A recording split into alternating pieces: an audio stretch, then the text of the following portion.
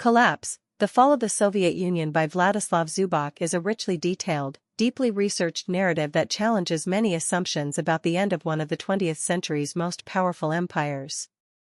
Rather than focusing solely on high-level political drama, Zubok's work weaves together the chaos, personalities, ideologies, and social pressures that led to the unraveling of the Soviet state. His storytelling is both analytical and humanizing, offering a fresh perspective on a historical event often misunderstood in the West. At the heart of Zubok's argument is the idea that the Soviet collapse was not inevitable. He rejects the simplistic narrative that the system fell under the weight of its own inefficiency. Instead, he frames the disintegration as the result of a series of specific, often tragic, decisions made by political leaders, particularly Mikhail Gorbachev. Gorbachev, portrayed here not as a hero or reformer but as a conflicted and indecisive leader, inadvertently triggered the destruction of the very system he aimed to save.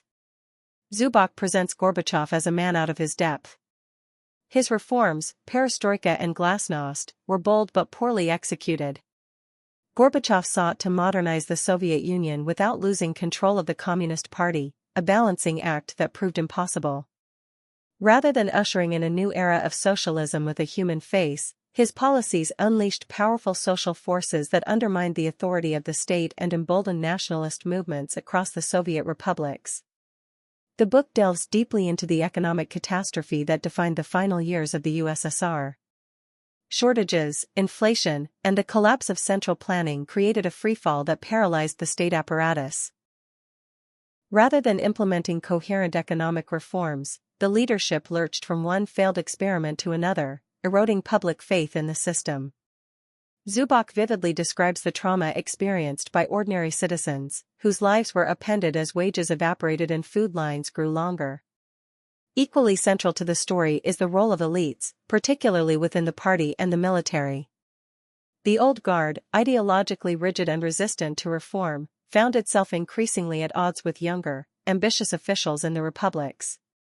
Figures like Boris Yeltsin, who rose to prominence during this chaotic period, capitalized on the vacuum of authority. Zubok paints Yeltsin not as a freedom fighter, but as a ruthless political operator who prioritized power over principle.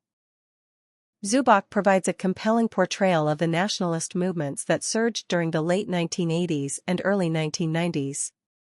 In the Baltic states, the Caucasus, and Central Asia, long-suppressed ethnic grievances erupted into open defiance. The central government's inability to contain these movements, coupled with its decreasing legitimacy, hastened the empire's collapse. Here, Zubok captures the heartbreak and violence that accompanied the dissolution, not just a political breakup, but a profound rupture of identity. Western influence plays a nuanced role in Zubok's narrative. Unlike many accounts that credit the West with winning the Cold War, Zubok emphasizes the limitations of Western policy during this period. While leaders like Reagan and Bush Sr. supported Gorbachev's reforms, they often misunderstood the internal dynamics of the USSR. Their encouragement was inconsistent and occasionally unhelpful, especially when economic aid was most needed. The West was a spectator more than a driver in the final act of the Soviet tragedy. The failed coup of August 1991 is portrayed as a turning point, a moment when the last remnants of the old regime tried to reassert control. Zubok recounts the coup not as a well-orchestrated conspiracy but as a desperate, incoherent grab for power by men who no longer understood the system they once controlled. Its failure shattered any remaining illusions about the viability of the Soviet state and accelerated the rise of Yeltsin, who used the moment to sideline Gorbachev permanently. What emerges from Zubok's account is a story of fragmentation, political, economic, ideological, and psychological. The Soviet Union fell not in a single dramatic event but through a series of cascading failures. Local leaders took advantage of the center's weakness, often promoting ethnic nationalism to justify their autonomy.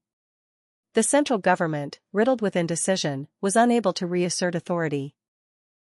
Even the military, once a pillar of Soviet power, was increasingly divided and demoralized. Zubok does not shy away from exploring the human cost of the collapse.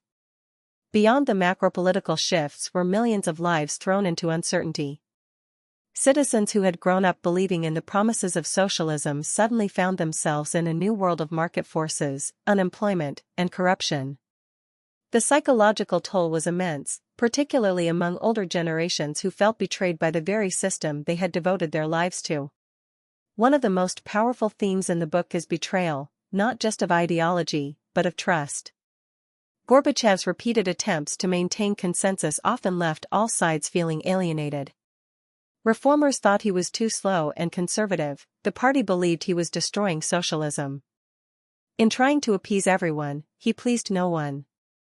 His idealism, while admirable, became a liability in a time that demanded clarity and resolve. The story Zubok tells is also one of missed opportunities. There were moments, he argues, when different choices could have led to a soft landing or at least a more orderly transition. Instead, the collapse was abrupt and brutal, leaving a power vacuum that would soon be filled by oligarchs, strongmen, and economic chaos. It was a failure not only of ideology but of statecraft. In weaving together this complex narrative, Zubok relies on a vast array of sources, including newly opened Soviet archives, memoirs, and interviews. His fluency in Russian and deep understanding of the culture lend authenticity and depth to his storytelling.